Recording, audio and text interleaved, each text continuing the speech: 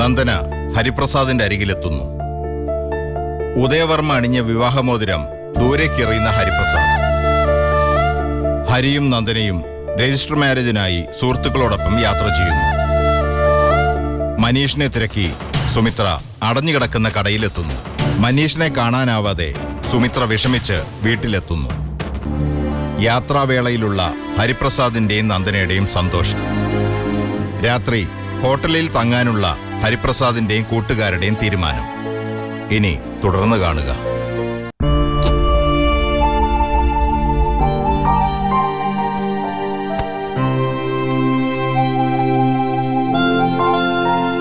Room കുഴപ്പമില്ല, സ്പേഷ്യസാ. ഞങ്ങൾ പോയിട്ട് ഫ്രഷ് ആയിട്ട് വരാം. നിങ്ങൾ റെസ്റ്റ് എടുക്കുക. വാടാ.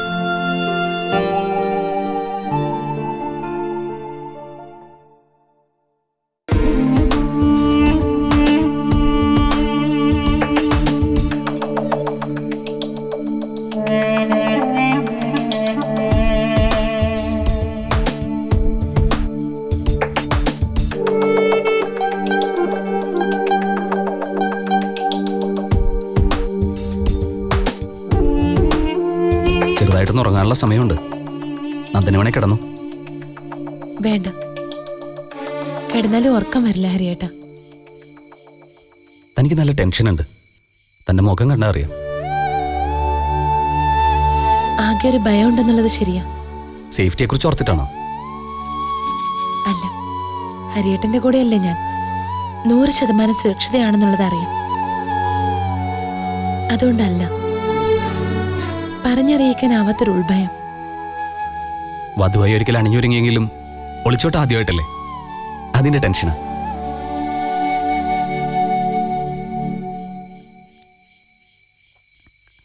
നമ്മളിപ്പോൾ പുറപ്പെട്ടിട്ട് മണിക്കൂറുകൾ യാത്ര ചെയ്ത് കഴിഞ്ഞു. ഉദയന്നൂരിന്ന് ഒരു 10-800 കിലോമീറ്ററെങ്കിലും ദൂരെയാണ്. ഒരു തരത്തിലും ഭയപ്പെടേണ്ട കാര്യമില്ല. കോവിലകത്തപ്പോ എന്താ അവസ്ഥ നോക്കാൻ പോലും കഴിയുന്നില്ല. താൻ വിചാരിക്കുന്ന പോലെ പ്രോബ്ലം ഒന്നും ഉണ്ടാവില്ല. അമ്മാവ സ്ഥലത്തില്ലല്ലോ.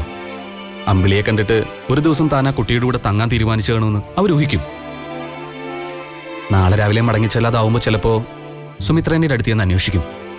അപ്പൊ പ്രശ്നാവില്ലേ? ആവും. ആവട്ടെ. അപ്പോഴേക്കും ഇവിടെ ഒരു സംഭവം നടന്നു കഴിഞ്ഞിരിക്കും. നമ്മുടെ രജിസ്റ്റർ മാരേജ്.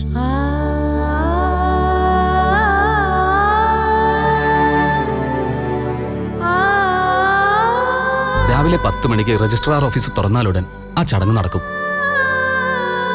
അതിനുള്ള അറേഞ്ച്മെന്റ് വിഷ്ണു ചെയ്തിട്ടുണ്ട്. കോവിലകത്തുള്ളവര് അന്വേഷിച്ചലഞ്ഞു നടക്കുമ്പോൾ താൻ നന്ദന ഹരിപ്രസാദ് ആയിരിക്കും.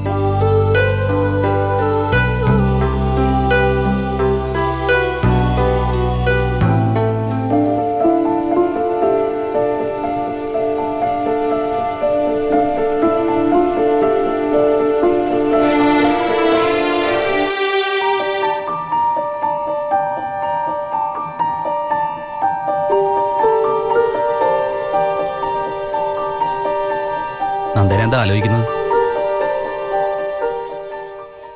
എനിക്കൊന്നും അങ്ങോട്ട് വിശ്വസിക്കാൻ കഴിയുന്നില്ല. ഇന്നത്തെ ഈ യാത്ര, ഇത്ര ദൂരം പിന്നിട്ടത്, നാളത്തെ കല്യാണം, എല്ലാം ഒരു കടങ്ങത്ത് പോലെ തോന്നുക. സ്വപ്നം കാണാണോന്ന് ചിലപ്പോൾ സംശയിച്ചു പോവും. ഇത്രയും നാള് നമ്മൾ വേറെ വേറെ കണ്ട സ്വപ്നം ഇനി ഒരുമിച്ച് കാണാം. അങ്ങനെ വിചാരിച്ചാൽ മതി.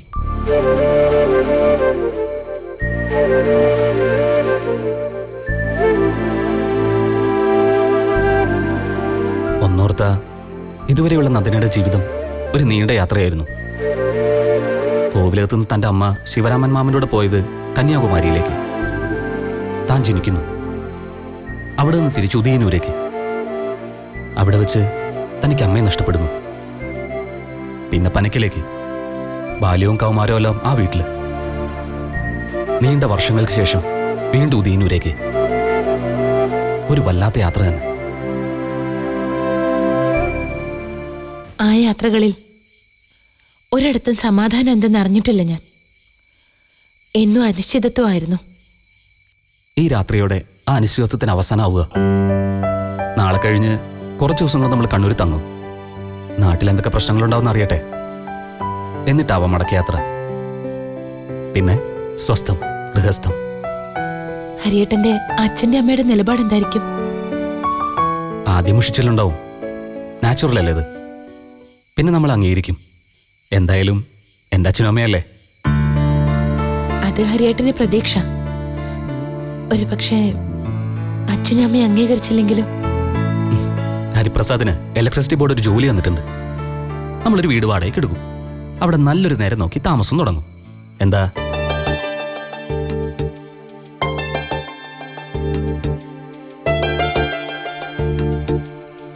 എന്ത് സംഭവിച്ചാലും എനിക്കിനി പിന്തിരിയാൻ പറ്റില്ലല്ലോ. എടുത്ത് തോൾ ചേർന്ന് താൻ നിൽക്കുകയല്ലേ.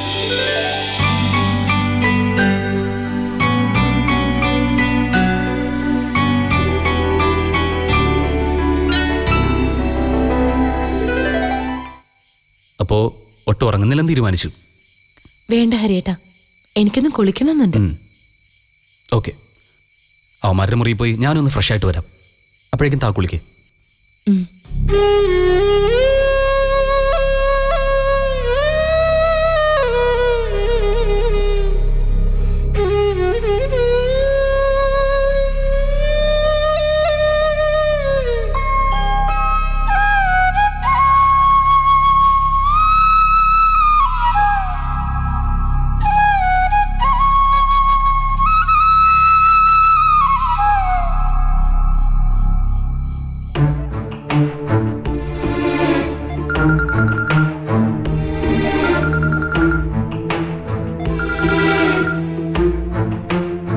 ഹലോ. ആ വിദ്യാർത്ഥി, നന്ദന അങ്ങോട്ട് വന്നോ? ഇല്ല. എന്താ പ്രതിഭേ? വിദ്യാർത്ഥിയോട് എങ്ങനെ ഞാനിത് പറയാ? നന്ദന മിസ്സിങ്ങാ. മിസ്സിങ്ങോ? പ്രതിഭ എന്തായി പറയുന്നേ? നന്ദനെ കാണുന്നില്ല. അനിയത്തിയെ കാണാനാന്നും പറഞ്ഞ് രാവിലെ ഇവിടുന്ന് പോയതാ. ഇതുവരെ തിരിച്ചെത്തിയിട്ടില്ല. സത്യമാണോ പ്രതിഭേ? ദൈവത്തിനാണ് സത്യം. ഇങ്ങനൊരു കാര്യത്തിന് ഞാൻ പിന്നെ കള്ളത്തരം പറയൂ? അയ്യോ, അപ്പൊ പിന്നെ അവൾക്ക് എന്താ പറ്റിയത്? എനിക്ക് പേടിയാവുന്നു. രഘുവേട്ടനാണെങ്കിൽ ബിസിനസ് ടൂറില്ല. 2 ദിവസം കഴിഞ്ഞേ വരൂ. വിളിച്ചിട്ട് ഫോണും എടുക്കുന്നില്ല. വയ്യാത്ത അമ്മയും ഞാനും മാത്രമേ ഉള്ളൂ ഇവിടെ. എപ്പോഴും നന്ദന വീട്ടിൽ നിന്ന് പോയത്? രാവിലെ നേരത്തെ ഇറങ്ങി. ഇനി വല്ല അപകടവും പറ്റി കാണുമോ ദൈവമേ? അങ്ങനൊന്നും പറയാതെ പ്രതിഭേ. കേട്ടിട്ട് എനിക്ക് കയ്യും കാലും വിറയ്ക്കുക. പ്രതാപേട്ടൻ അവിടെ ഉണ്ടോ? വിവരം പറയാ വിദ്യാർത്ഥി. ആളിനെ ഇവിടെ കാണുന്നില്ല. നേരത്തെ വിളിച്ചപ്പോ റേഞ്ച് ഇല്ലാത്ത എവിടെയായിരുന്നു. നമ്മള് 2 പെണ്ണുങ്ങളും ഈ രാത്രിയിൽ എന്ത് ചെയ്യാനാ വിദ്യാർത്ഥി? നന്ദനയുടെ കാര്യം ഓർത്തിട്ട് ഒരു സമാധാനവും ഇല്ല. എന്നാലും ഈ കുട്ടി എങ്ങോട്ടാ പോയത്? ഞാൻ എന്തായാലും പ്രതാപേട്ടനെ ഒന്ന് വിളിച്ചു നോക്കട്ടെ. ഞാൻ രഘുവേട്ടനെ വിളിക്കാം, എടുക്കുമെന്നറിയാലോ. എന്തെങ്കിലും വിവരം കിട്ടി അറിയിക്കണേ പ്രതിഭേ. ആ ശരി വിദ്യാർത്ഥി.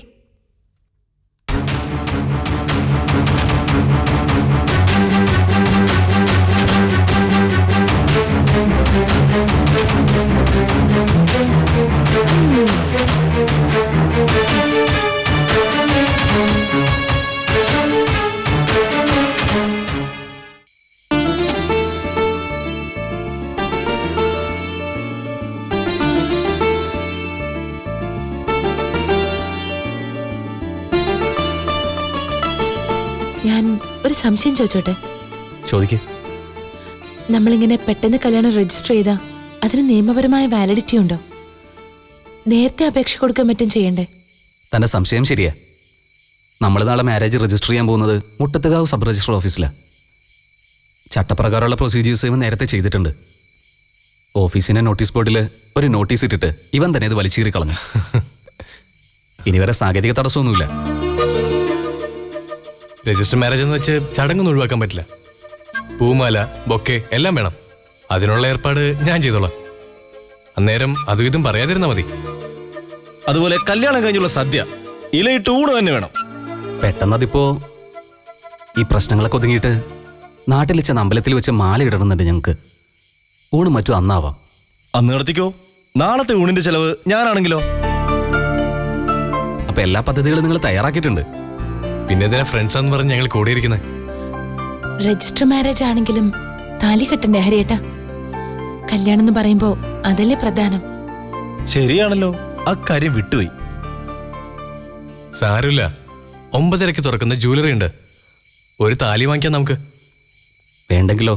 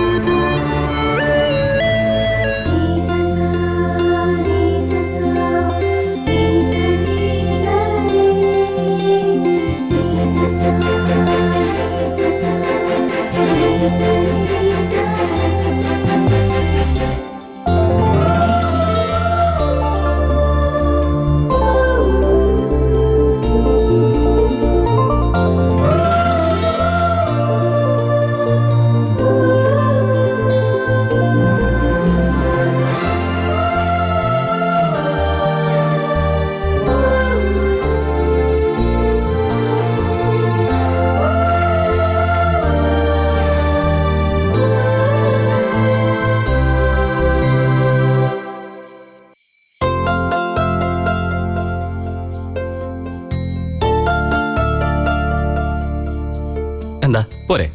വേണമെങ്കിൽ ഒരു റിഹേഴ്സലായിട്ട് ഒന്ന് കെട്ടി നോക്ക് ഹരി.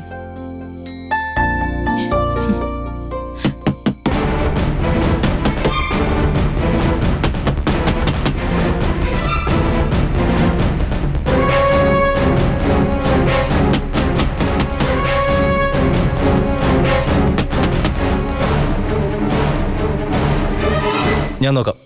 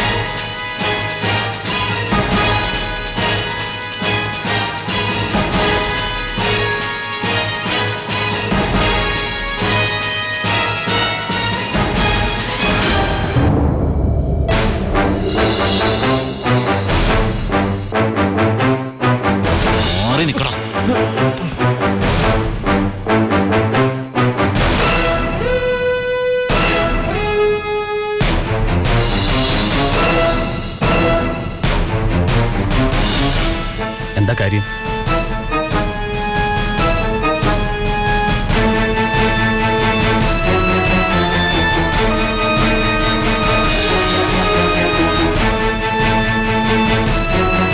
ഇങ്ങോട്ട് നീങ്ങി, ഇങ്ങോട്ട് നീങ്ങിക്കാൻ.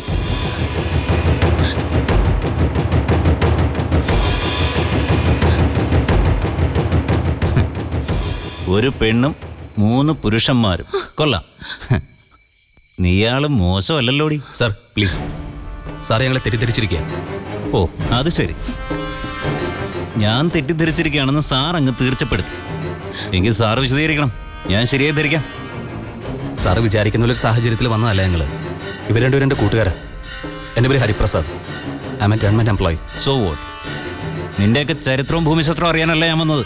സാർ, ഇവന്റെ അച്ഛൻ എൻ്റെ അമ്മയുടെ നായരായിരിക്കോടാ. I don't care. എനിക്കറിയേണ്ടത് ഇവൾ നിങ്ങളുടെ ആരാണെന്നാണ്. ആ ഗവൺമെന്റ് എംപ്ലോയി തന്നെ പറ. ആരായത്? ഞാൻ വിവാഹം കഴിക്കാൻ പോകുന്ന കുട്ടിയാ, നന്ദന. ഓ, വിവാഹം കഴിക്കാൻ പോകുന്ന കുട്ടി. വിവാഹം കഴിച്ചില്ലല്ലോ. ഒരു ചോദ്യം ചോദിച്ചാൽ എനിക്കതിന് ഉത്തരം കിട്ടണം. നിങ്ങൾ തമ്മിലുള്ള കല്യാണം കഴിഞ്ഞാണോ? അല്ല, പക്ഷെ അതിനുവേണ്ടി പുറപ്പെട്ടു വന്നത്. നാളെ വിവാഹം. അത് ശരി. അനാഥരാണോ നിങ്ങൾ? അല്ല. എന്നിട്ട് ബാക്കി ബന്ധുക്കളൊക്കെ എവിടെ? മറ്റു റൂമുകളിലൊക്കെ ഉണ്ടോ? ഇല്ല സർ. ആട്ടെ, ഏത് ഓഡിറ്റോറിയത്തിൽ വെച്ച ചടങ്ങുകൾ? അതോ അമ്പലത്തിലാണോ? രജിസ്റ്റർ മാരേജാ സർ. Oh, I see. നാളെ രജിസ്റ്റർ മാരേജ്. ഇന്നേ വന്ന് റിസോർട്ടിലും മുറിയെടുത്തിരിക്കുന്നു. ആട്ടെ, ഒരു സംശയം. നിങ്ങൾ മൂന്നുപേരും ചേർന്നാണ് അവളെ താലി കെട്ടുന്നത്?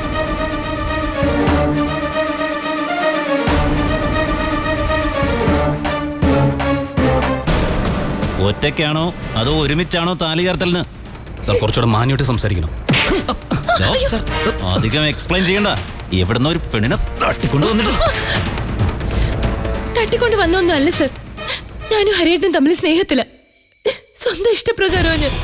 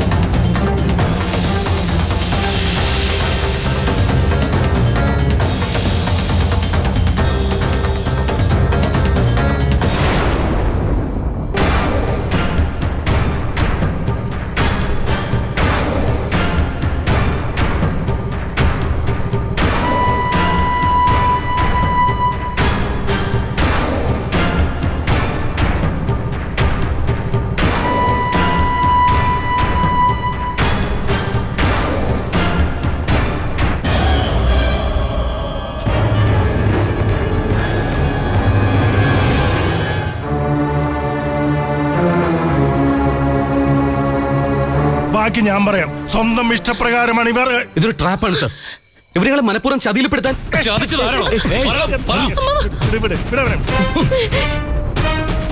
മോനെ, ഇങ്ങോട്ട് വാ. മോനെ ഹരിപ്രസാദേ, താടി വളർത്തിയോണ്ടൊന്നും ഒരു കാര്യമില്ല. തലയ്ക്കകത്തേ എന്തേലും വേണം. ഞങ്ങളെ മുഴുവൻ വിഡ്ഢികളാക്കിയിട്ട് ഇവളെയും കൊണ്ട് നാട് കിടക്കാന്ന് വിചാരിച്ചോ നീ? റൂട്ട് മാറ്റി പിടിച്ച ആരും കണ്ടുപിടിക്കില്ലെന്ന് വെച്ചു അല്ലടാ.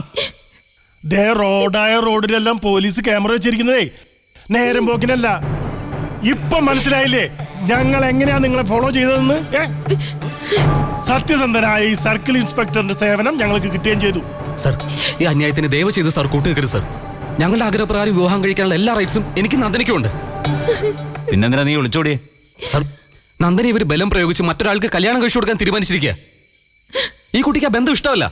അതുകൊണ്ട് നീ ഇവിടെ തട്ടിക്കൊണ്ടുവന്നു അല്ലേ? സർ, ഞാൻ പറഞ്ഞില്ല സർ, തട്ടിക്കൊണ്ടു വന്നതല്ല. പിന്നെ നീ എന്താണോ ചെയ്തത്? മിസ്റ്റർ, ഞാൻ ചോദിച്ചോളാം. ഇവനെ ചില്ലറക്കാരനല്ല സാറേ. കോലോത്ത് വന്ന് ഞങ്ങളെ ഭീഷണിപ്പെടുത്തിയിട്ടുണ്ട്. സാർ, ഇവന്റെ ഫാദർ. അവരും ചെയ്യില്ല സർ. അവര് തെറ്റും ചെയ്തിട്ടില്ല. അപ്പോ ഇവൻ തെറ്റ് ചെയ്തു എന്ന് ചുരുക്കം.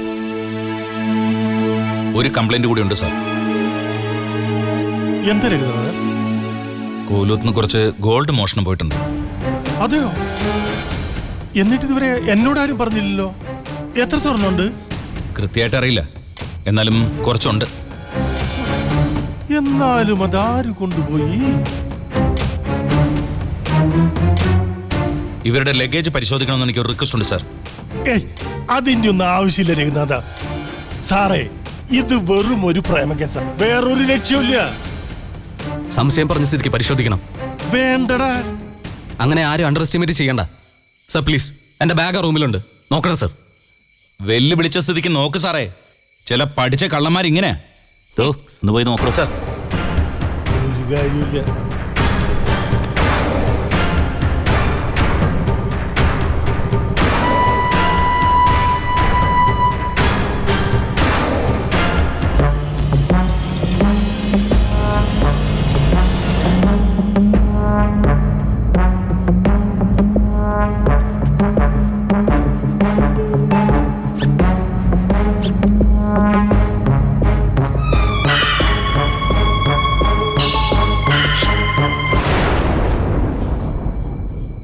സാർ ഇതാ സ്വർണ്ണമുണ്ട്.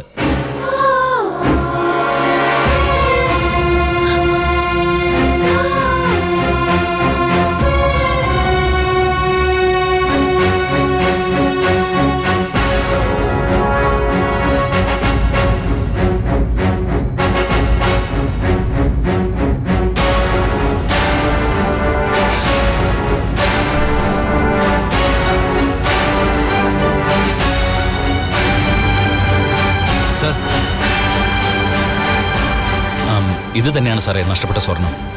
എന്റെ കൊടുങ്ങല്ലൂർ അമ്മേ. സാർ ഇത് ചീറ്റിംഗ് ആണ് സാർ. ഞാൻ ആരെയും ഗോൾഡ് എടുത്തിട്ടില്ല. ഇത് പിന്നെ എങ്ങനെയാണോ നിന്റെ ബാഗിൽ വന്നേ? സാർ അറിയില്ല സാർ. ഞാൻ അറിയിച്ചു തരാം.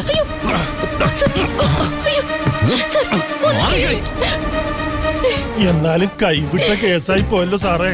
ഇത്ര ഞാനും പ്രതീക്ഷിച്ചില്ല. ഇവന്മാർ രണ്ടുപേരും വണ്ടി കൊണ്ടുവരുന്നത്. സാർ ഇങ്ങോട്ട് വാടാ ഇങ്ങോട്ട്. സാർ ഞങ്ങൾ നിരപരാധികളാണ് സാർ. കരുതിക്കുട്ടി ഒരിക്കലും വലയായത്. സാർ അതിന് സൈഡ് നിൽക്കരുത്. അധികം സംസാരിക്കണ നീ. ഞാൻ ചോദിക്കും, അപ്പൊ ആൻസർ പറഞ്ഞാൽ മതി. സാർ എനിക്കെന്നെ ഭാഗം ക്ലിയർ ചെയ്യാൻ ഒരു അവസരം തരണം സാർ. ആർഗ്യുമെന്റ് വേണ്ടെന്ന് പറഞ്ഞില്ല. കാണാതെ പോയ സ്വർണം ഇത് തന്നെയാണോ? അതെ സാർ. ഈ കുട്ടി നിങ്ങളുടെ ഫാമിലിയിലുള്ളതാണോ? അതെ. അതെ, എന്റെ വൈഫിന്റെ മോളെ സാർ.